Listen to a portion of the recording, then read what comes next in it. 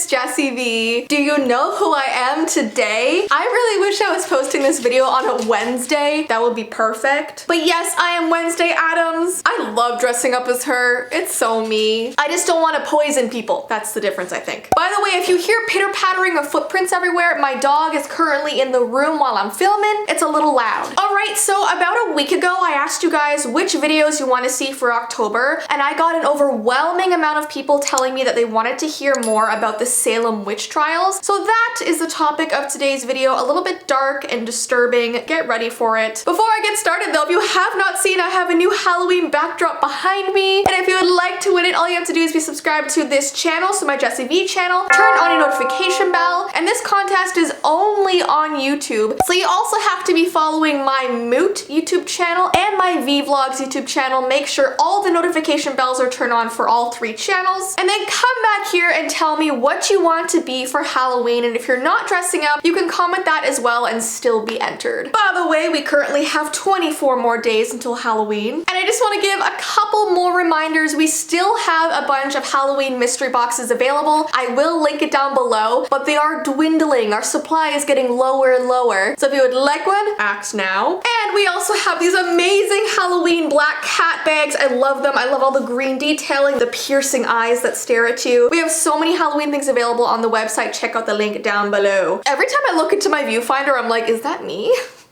It doesn't look like me. All right, so we're gonna get a little bit serious here because, like I said, it is a very dark and disturbing subject. Let's talk about the Salem Witch Trials. The Salem Witch Trials were a series of hearings and prosecutions of people accused of witchcraft in colonial Massachusetts between February 1692 and May 1693. Now, more than 200 people were accused. 30 of those people were found guilty. 19 of them were executed, and that included 2 dogs. So I wanted to talk about what made someone a witch, because a lot of people were accused, as you can tell. Now, mostly women were accused of being witches, especially women who were independent or self-educated. They were viewed with suspicion and made for convenient scapegoats when things went wrong. So if the harvest failed or livestock died, people would blame the women, and women were far less likely to be given a fair trial than men were. People also thought you were a witch if you looked the part. So if you had a visible wart or a crooked nose, if you limped or you had a hunched back, any sort of thing out of the ordinary or weird, people would think that you were a witch. Every old woman with a wrinkled face, a furrowed brow, a hairy lip, a gobbler tooth, if she had a squinted eye or a squeaky voice, people would immediately point at them and say, yeah, she must be a witch. There was just this intense paranoia around this time that everyone was looking around over their shoulder trying to figure out who was a witch and who wasn't. Another thing was that if you were 40 years or older, you had a higher chance of being accused. My dog is like licking the carpet and then he coughs because the hairs get in his mouth. Can you stop? Another sign was that if you had no children. Many accusations of witchcraft were made after a child or several children had fallen ill or even died suddenly for no obvious reason. And actually, the Salem Witch Trials came about after small children in the Massachusetts village started suffering from these seizures. So right away, all the childless women were blamed. It was commonly believed that such women were simply jealous of mothers with their children and used their black magic to make them suffer. Another sign people said you were a witch is if you talk to yourself a lot. And I mean, lots of people talk to themselves on occasion. I mean, I've done it. So back in the 17th century, if you were muttering to yourself in any way, people thought that you were possessed by evil and they would turn you in. They basically thought that you were like casting spells on your neighbors as you walked by. This was actually the case with a woman named Sarah Good. She was accused of practicing black magic during the Salem Witch Trials. She would frequently be spotted walking around her small village muttering to herself. So these local girls came forward and accused her of being a witch, and she ended up being found guilty. Another sign was that if you didn't dress smartly enough, it was women who were expected to follow strict dress codes and who would be judged the most harshly if they attempted to show any individual taste or sense of style. There was this woman named Bridget Bishop, and she was hauled before the court, and people were saying that she wore too much black, and because her coat was torn and worn, people thought that she was a witch. Doesn't make any sense at all. Also,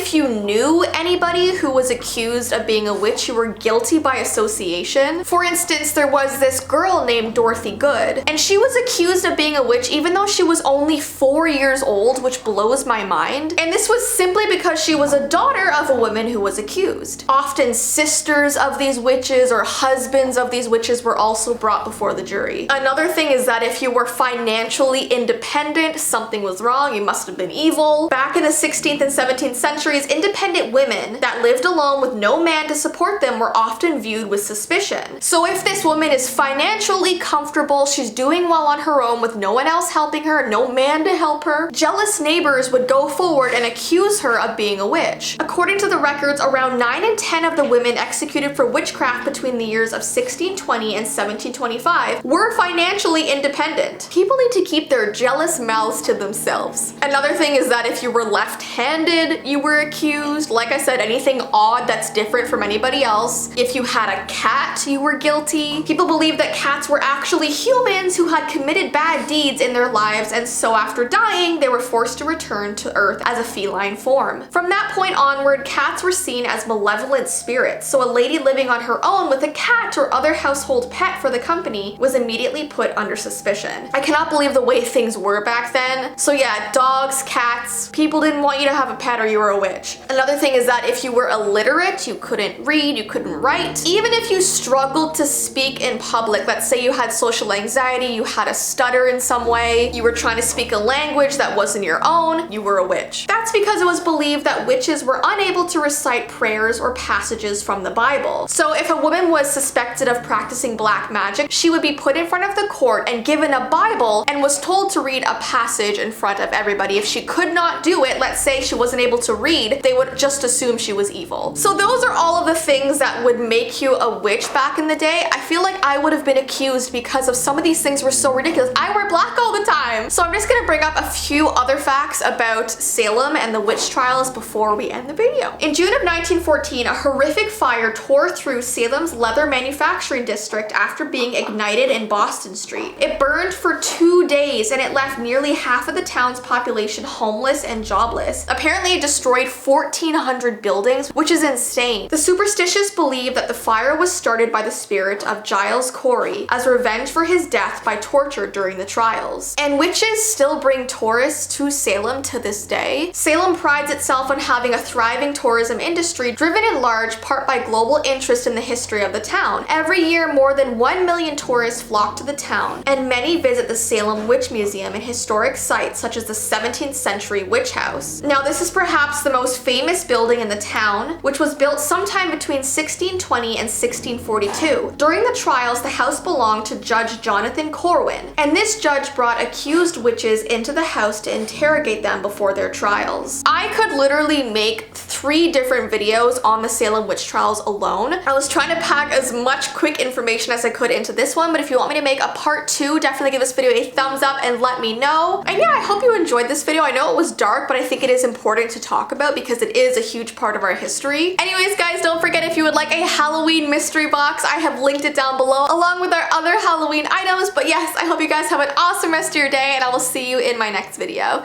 Bye! You were licking the carpet the entire time, Tumnus.